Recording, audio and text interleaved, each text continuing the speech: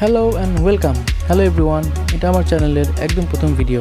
গত 11 ডিসেম্বর শুক্রবার আমি গিয়েছিলাম সাভার সাদুল্লাপুর গ্রামে, যেটা গোলাপগ্রাম নামে পরিচিত। আমি গিয়েছিলাম একা সাইকেল চালিয়ে, আসা যাওয়া মিলিয়ে প্রায় 30 কিলোমিটার।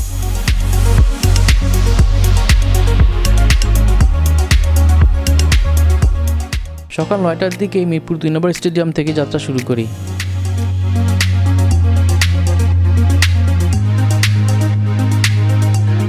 শুক্রবার হওয়ায় মিরপুরের রাস্তা বেশ ফাঁকা ছিল। মিরপুর 1 পার হয়ে এরপর অলিগলি, এরপর উঠে যাই বেড়িবাঁধের রাস্তায়।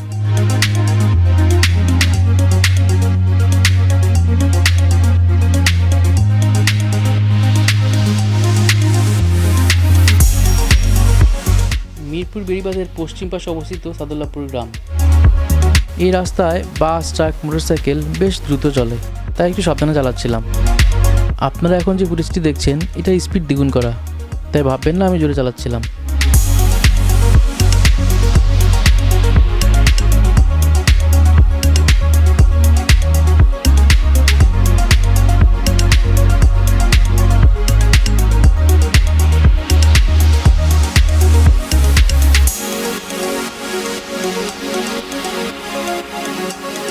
যাত্রা শুরু করার প্রায় 40 মিনিট পর পৌঁছে গেলাম বিরুলিয়া ব্রিজ।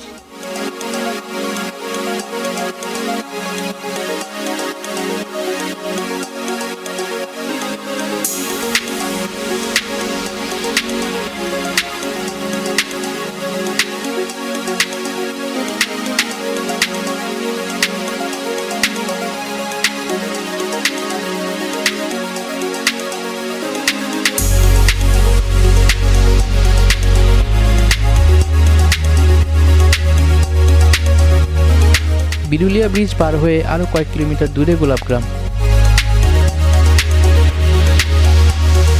তবে গোলাপগ্রামে যাওয়ার আগে চোখে পড়ে গেল একটি পুকুর। এখানে দাঁড়িয়ে কিছুক্ষণ বিশ্রাম নিলাম।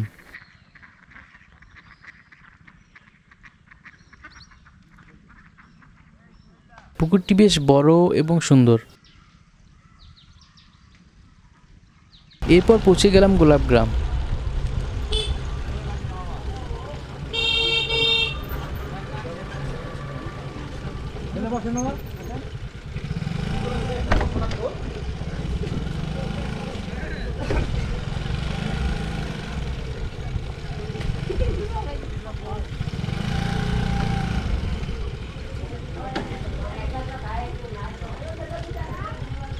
10 টাকার বিনিময়ে এই জায়গাটিতে সাইকেলটি পার্ক করলাম। মোটরসাইকেলের জন্য দিতে হয় 20 টাকা, আর প্রাইভেট কার কিংবা মাইক্রোর জন্য দিতে হয় 50 টাকা করে।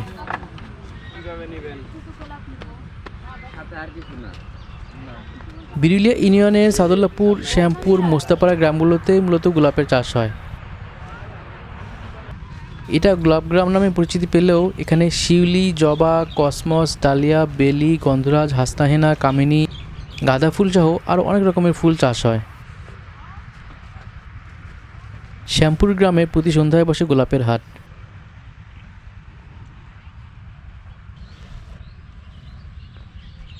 বাণিজ্যিকভাবে এখানে প্রথম গোলাপের চাষ হয় 1990 সালে। আপনারা চাইলে খুব কম দামে বাগান থেকে ফুল সংগ্রহ করতে পারেন।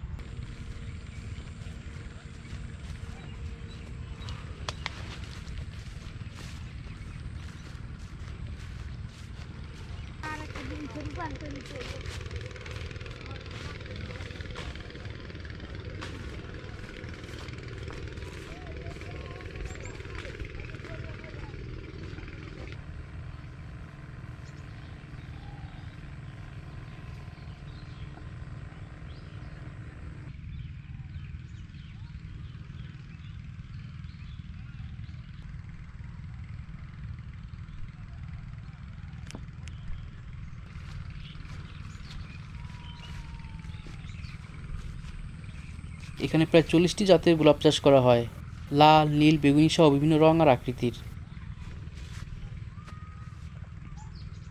তবে এখানে ফুল ছাড়াও বিভিন্ন সবজি চাষ চোখে পড়লো।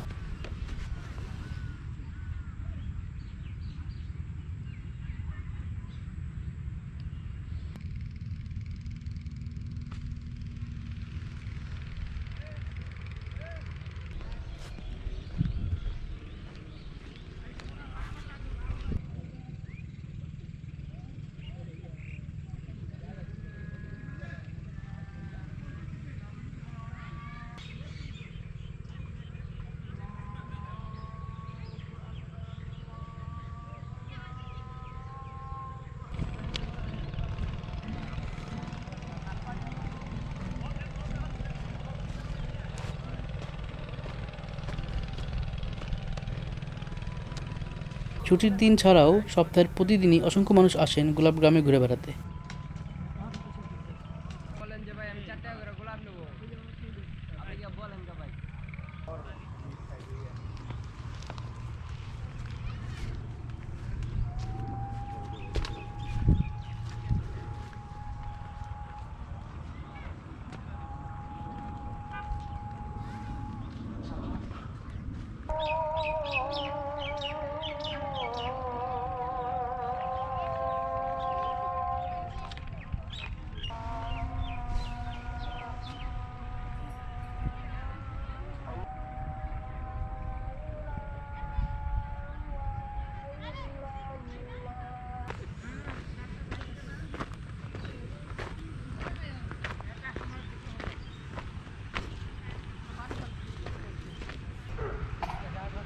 أشهد أن لا إله إلا الله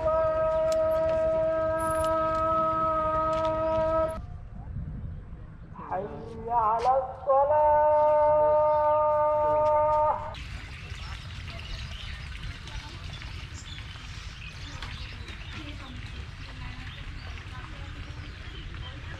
ঘোরাফেরা শেষ করে আবার রওনা দিলাম ঢাকার উদ্দেশ্যে।